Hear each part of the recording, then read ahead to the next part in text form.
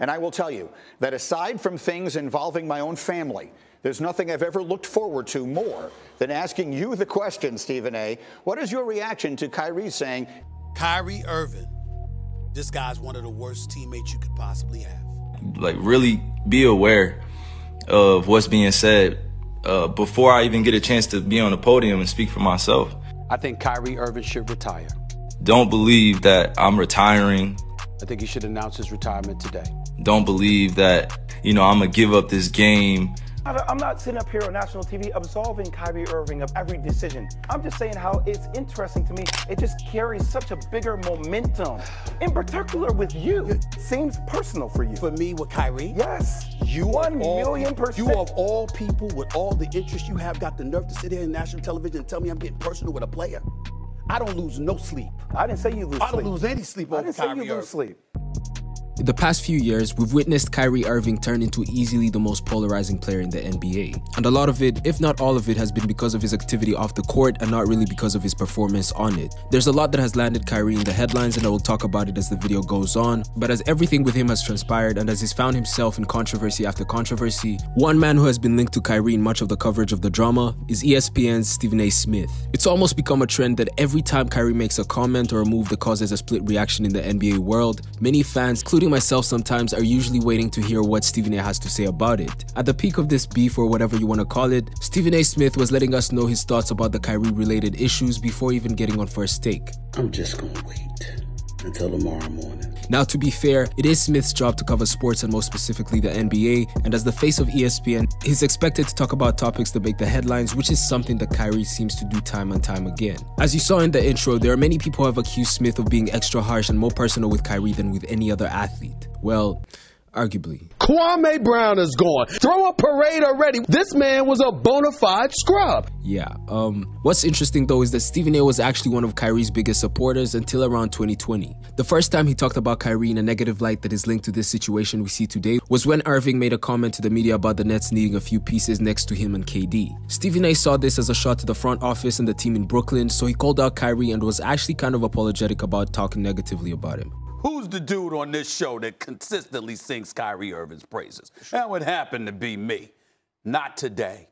Clearly, things changed at some point, and many noticed it, including Smith's peers like Jay Williams. The clip that I played in the intro of Jay Williams calling out Stephen A. Smith for the way he talks about Kyrie was making rounds on social media about 2 months ago. But even though he got a lot of attention, that wasn't the first time Jay Williams pointed that out. In fact, Williams has called out Smith many times about his tone when talking about Kyrie. Why is there something within you that feels a need to always be ready to poo-poo Kyrie Irving? It feels like everything he does, there's something that you find wrong with it. So what can this man do?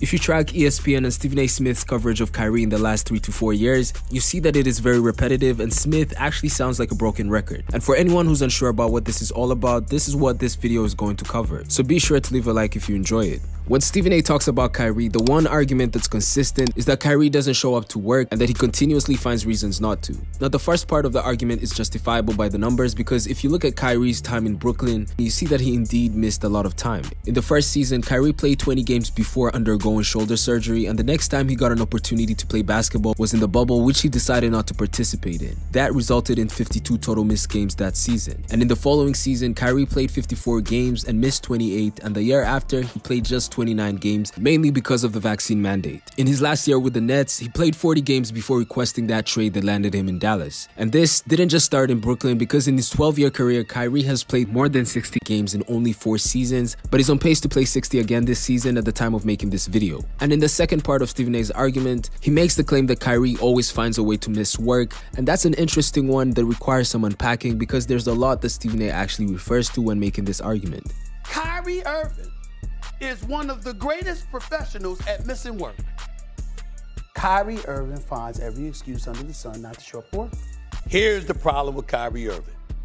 You don't show up to work. Every damn time you turn around, there is an excuse for this man not to work.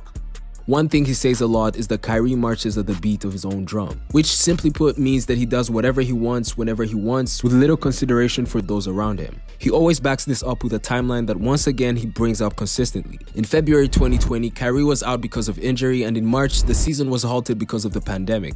And then of course, there was the bubble where Kyrie made some headlines. As the NBA was preparing to resume the season in the bubble, Kyrie voiced his concern about resuming the season, and he was one of the more outspoken voices about not being willing to play due to the social unrest at the time. Kyrie, along with other NBA players, decided not to play in the bubble, but it is on record that Kyrie advised other players not to play and to have the whole idea of the bubble scrapped in order to focus and give more acknowledgement to the social issues. This happened on a Zoom call hosted by Kyrie, and it had many other players on it, and this meeting got a lot of news coverage at the time, but what didn't get talked about enough were the details surrounding the whole situation that Stephen A. revealed much later at the peak of this feud. According to Stephen A. Smith, when the meeting happened, Kyrie, who was vice president of the National Basketball Players Association at the time, did not communicate to the president of the association or any other different league officials who had proposed the idea of the bubble. All these parties did not know that the meeting was taking place. But asking players not to play in the bubble by striking and halting the season as a result of the boycott would have come with some consequences that would have hurt both the players and the whole NBA as an organization.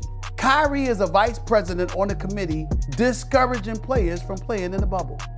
Knowing that the league owners had this provision called the force majeure provision that would have allowed them to rip up the collective bargaining agreement, thereby rendering all contracts null and void. He knew that and was still encouraging them to do it, which was ignorant. If that would have happened, neither the players nor the team owners would have had to stick to their contractual obligations, so even though the players wouldn't have had to play, the owners wouldn't have had to pay them the amounts agreed upon in their contracts. But we know that the bubble happened and Kyrie didn't play, but the NBA was not operating under normal circumstances, and he wasn't the only player who missed the bubble. But in terms of this dynamic, although Stephen A. brings it up from time to time, he didn't really cover it publicly too much for more than a year from when it first happened. And I believe that the reason we hear him bringing it up now is because of what happened in the following years. In the 2020 finals, with the bubble coming to a close, the Brooklyn Nets were expected to finally have their two superstars back. If you remember, KD was still recovering from that Achilles tear, so there was much anticipation surrounding the Nets' upcoming season because 1, we would get to finally see KD and Kyrie on the court together, and 2, they had just hired Steve Nash as their new head coach after going through the bubble with Jacques Vaughn as an interim coach. It truly felt like a new season for the Nets, and while the two superstars were discussing the potential of their future on KD's The Etceteras podcast, Kyrie made a couple of comments that landed him in the headlines yet again. One of the things he said was that for the first time in his career, he was playing with somebody whom he saw as a reliable option for making a clutch shot at the end of the game. This is the first time in my career where I could look down and be like, that motherfucker can make that shot too. That was perceived by many as a shot at LeBron, who even later admitted that he was hurt by the comment. I was a little like damn. Yeah. It kind of hurt me a little bit. The other comment that Kyrie made, which wasn't received very well, was what he said when they were talking about Steve Nash's new role as head coach. Although they acknowledged their admiration of Nash, they shared their thoughts on the coaching dynamics, and Kyrie said, "I don't really see us as having a head coach. KD could be head coach, I could be head coach sometimes." And KD added saying that Jacques Vaughn could also be a coach sometimes because it was a collaborative effort. Both these comments somehow managed to dominate the headlines in the middle of the NBA Finals. ESPN definitely locked in on them that day, and of course, Stephen A. shared his 2 cents on them. That might be one of the most ignorant damn things that I've heard a player say. I don't know if I've heard anybody say something so ignorant. As a basketball player, you don't need a coach? However, it wasn't just Stephen A. Smith. It was really the whole network that covered it for the day, and part of it was because, yeah, those were pretty strong comments. I will say, however, that I think Kyrie was dragged through the mud a little bit, especially because of the LeBron comment, because you had headlines like this, and some unnecessary shots were made towards Kyrie by Kendrick Perkins, who accused Kyrie of constantly rooting for LeBron to fail. Hates it. Man, he's losing sleep at night because LeBron James is on the verge of winning his 4th title. He's a bona fide hater. He's jealous. He envies LeBron James. That's just the hardcore facts. It is what it is.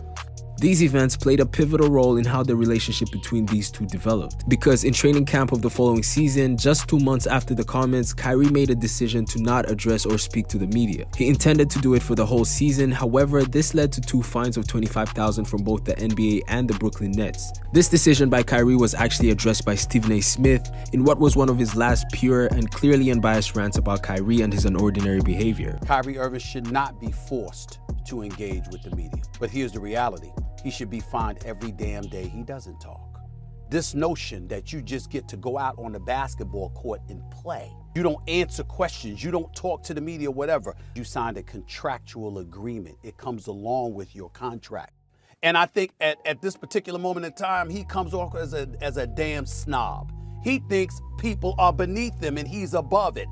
Everything that has happened to Kyrie Irving, that Kyrie Irving has self-inflicted, it's always the media. Always. Go back and look at the tapes. When Kyrie addressed the whole situation on Instagram, he expressed his displeasure with the media, saying, quote, "Stop distracting me and my team and appreciate the art." And finishing off the comments with, "I do not talk to pawns. My attention is worth more."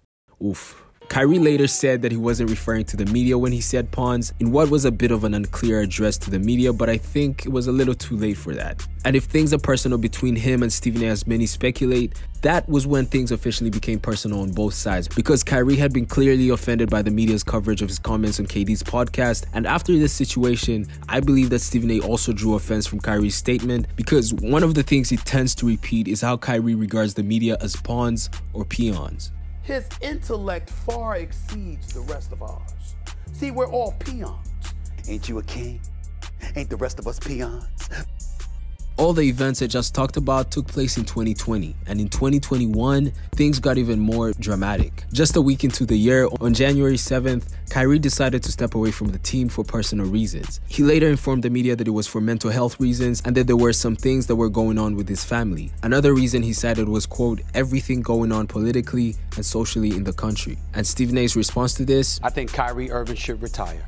His argument for that statement was that Kyrie had not prioritized basketball, as shown by the low number of games played by Irving in the previous year. And just the next day, while he was away from the team, Kyrie was fined $50,000 by the NBA for violating COVID health and safety protocols after being spotted at his sister's birthday party. And of course, Stephen A was right there to cover it, stating that Kyrie was running the risk of having his contract voided because of how much dysfunction he was causing to the Nets organization. During the December 2020 and January 2021 time period, ESPN was racking up a massive number of views on YouTube, which also means that the ratings were pretty high for the TV network in this time period. They were getting the kind of views that you only get when viewers click the like and subscribe button, letting the algorithm know that you enjoyed the video, so go ahead and do that for me. The Kyrie coverage by Stephen A and ESPN in general seemed to be on pause for a while until the Nets played the Celtics in March 2021. In that game, Kyrie put on a show leading the Nets to victory with 40 points and 8 rebounds on great shooting splits. ESPN covered this, and Stephen A came in with a new take on what looked like a different attitude towards Kyrie. Kyrie Irving has to be on the league MVP list. I think that Kyrie Irving right now is the greatest show in the NBA. In that season, Kyrie played 54 games, the most he ever did in a Brooklyn uniform, and it was in that season that they made it to the conference finals before he went down with that ankle injury in Game 4 against the Bucks. You can argue that with all things considered, the Nets had made the most of their season since they took the series to 7 games without one of their superstars against the eventual champions. So there wasn't any reason for Stephen A to point a finger at Kyrie for not playing in the second half of the season or anything like that. That of course was until October 2021 when New York passed the COVID vaccine mandate, which kept Kyrie out for 53 games because of his decision not to get vaccinated. This ushered us into yet another era of this weird dynamic, because this time both parties were fully in their element. Kyrie was taking a strong stance, stating that he wasn't going to take the vaccine because he wanted to be a voice for the voiceless, aka those in New York who were losing their jobs because they weren't vaccinated. And although this wasn't necessarily expected from Kyrie, it wasn't surprising either. On the other hand, Stephen A's foot was also on the gas in terms of his stern coverage of Kyrie. Around this time, ESPN's coverage of Kyrie's decision was very polarizing. Stephen A. Smith in particular made sure to point out how he believed Kyrie's decision to be selfish because he was letting KD and the whole Nets organization down by not being vaccinated. For this reason, many felt like Stephen A. was putting pressure on Kyrie to get vaccinated. And you know how that debate was with almost everybody. And it wasn't just Stephen A., it was pretty much the whole network. Even the one guy who's always defending Kyrie on ESPN was saying stuff like this. Because he needs to spend more time thinking about what is the legacy of Kyrie Irving going to be? The shot that I made back in 2016, or the shot that I never took that if I decide not to take will end my career and end my platform? Oh, brother, this guy. This was around the time Kyrie made the famous Instagram Live where he attempted to communicate his side of the story, but to be honest, he did not drive home any specific point other than what was reported already. And it has nothing to do with the organization. I'm going to put that out there. It has nothing to do with the Nets. It has nothing to do with my teammates. This has everything to do with what's going on in our world. But I'm staying grounded in what I believe in. It's not about being anti-vax or about being on one side or the other. Former NBA players like Steven Jackson and Stephon Marbury were very outspoken about their support of Kyrie's stance, even going as far as suggesting that Stephen A's voice should be defunded. Man, y'all need to defund his voice. Stephen A replied in what was actually one of the most hilarious sets I've ever seen him do, but we're not gonna go into that right now. But the criticism he was getting did not cause him to weaken his stance on Kyrie at all. If anything, it actually made him more committed to passing his point across. We began to see him constantly emphasizing that Kyrie was selfish and that he was letting KD and James Harden down, and that his track record proved that he wasn't prioritizing basketball and that he was toxic for the Nets organization. Kyrie also stood his ground to the point of even passing on a 4-year extension from the Nets that was worth over $100 million. This was a huge decision, especially considering how uncertain the future of the league was in regard to everything surrounding the vaccine. In this time when Kyrie wasn't playing, ESPN and Stephen A's coverage about him was still pretty much the same, and you will realize that the longer this saga went on, the harder it became not to see it as a personal thing for Stephen A. Smith. Because if you remember, Kyrie did come back as a part-time player who could only play road games, and in one of those games he put up 50 points against the Hornets, and this was Smith's reaction. All right, so Stephen A., are you encouraged by Kyrie's monster game? It made me want to throw up. I'm disgusted. Because you know what last night was evidence of? What he's robbing us of. Now I want to bring your attention back to Kyrie's decision to turn down over $100 million.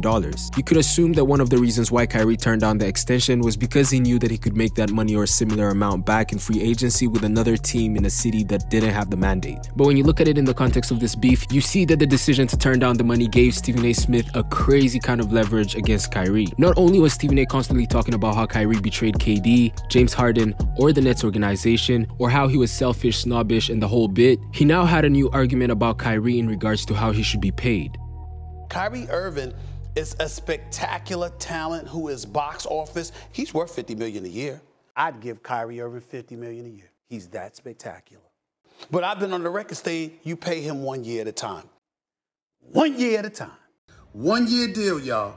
1 year. Now this was a wild one, and you can even argue that Stephen A. was messing with Kyrie's money. But regardless of how sincere it was, one thing you can say is that with this move, Stephen A. Smith had cracked the code on how to get the upper hand on Kyrie in this whole craziness. Because whether he did it willingly or unwillingly, he had driven home a narrative that only Kyrie could disprove. In light of Irving's unavailability, James Harden's departure, and the Nets' struggles due to his absence, Kyrie had to prove that he was valuable enough to be trusted with a long-term contract, to be held onto as an asset, and that he wasn't a cancer for the team. And the best time to prove that was in the playoffs, but when they came around, the Nets got swept by the Celtics in what was a massive failure of a season. During that series, Stephen A. made sure to emphasize his belief that the Nets' underachievement had Kyrie written all over it, claiming that the loss was Kyrie's fault and that he had no excuse to play poorly since he had all that time off. And if the Nets lose, guess who I'm pointing the finger at, y'all? It ain't no surprise, it's Kyrie Irving. It's Kyrie Irving. This time, Kyrie responded to the criticism with a Twitter rant in which he called out the media once again, this time claiming that they were using his name for profit, and that was the reason why they were seemingly dragging his name through the mud. One thing that stood out from his statement was how he called media puppets controlled by puppet masters, who were only out to disseminate opinions and narratives. Truly, everyone knew who he was referring to with those tweets because no one was associated with criticizing Kyrie more than Stephen A. And that label of puppet and others like it is one that Stephen A has been given before. Stephen A replied, giving 2 very detailed rants in which he discussed the timeline of Kyrie's lack of availability, and this time he even went back to point out his history with the Cavs and the Celtics. Stephen A made it clear that if there's one thing he wasn't going to do, it was to let Kyrie have the last word. To sit up there and act like you are a victim and somebody has mistreated you is what I find weak. Everybody signed up to Brooklyn because of you. And then when some adversity struck, y'all on your own. So he can try to change the narrative all he wants to. If ever I was committed to making sure somebody don't get the last word, it's him. But that didn't affect Kyrie, who didn't seem to regret his stance or how the season went. Instead, he actually saw himself as a victim for what had happened to him. Yeah, just had to sit in that hot seat for a little bit and deal with it, man. Life of a martyr, bro.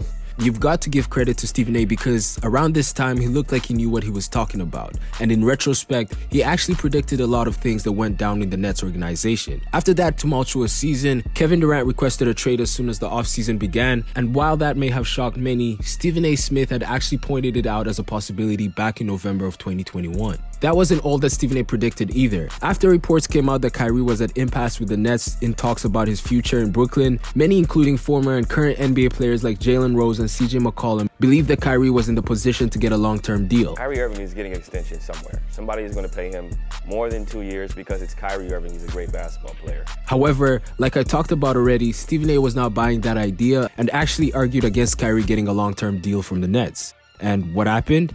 The Nets organization refused to offer Kyrie an extension, leading him to opt into his one-year $36.3 million player option. But one could argue that Smith had a role to play in this, at least to some extent. And even after that, Smith also made another crazy prediction. Kyrie's mid-season trade request that led to him being sent to Dallas caused a stir in the NBA before the trade deadline, and even though Stephen A was actually critical of Kyrie for doing that, he had previously discussed how he didn't expect Kyrie to play another full season in a Nets uniform after opting into that player option.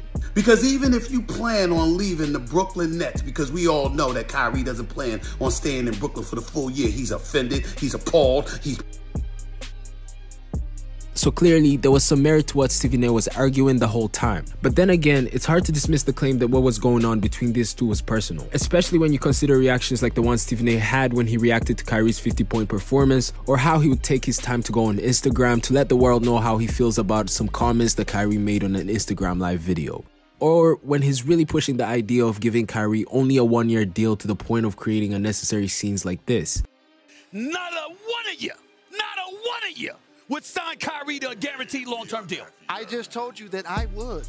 Some of this can be attributed to the fact that it is TV and that you need those ratings, the clicks, and the engagement, but there are some speculations that it is indeed personal and that the two parties might have confronted each other behind closed doors. Stephen A's comments point to this because in the past he discussed how Kyrie's dad and his uncles reached out to him in regards of his harsh criticism of Kyrie. He also said this on the Pat McAfee show. Now, me and Kyrie have our differences that I don't think will ever be settled. He knows why. It's personal. I'm not going to say why. So yeah, maybe it is personal after all. I'm making this video in April 2023 and right now there's no animosity on either side. The last time we saw Stephen A spewing out a rant about Kyrie was after the trade that landed him in Dallas, which led to him making some noteworthy reflections about his time in Brooklyn that honestly made it seem like Kyrie might also be playing tricks on Stephen A. It's water on the bridge now. Like, I wish them well. I left them in 4th place. I did what I was supposed to do. I'm not sure if this is over for good. I don't think it is, but I think I provided a timeline of how things got to where they are now, and that's really all I wanted to do with this video. Be sure to like the video if you enjoyed it, subscribe if you want to. I'm just gonna wait. I will say, Stephon Marbury has had a problem with me since 2009 because we thought he was a bit bizarre when he was eating Vaseline, like it was a bunch of cheeseburgers or something. Literally on video, like gobbling Vaseline.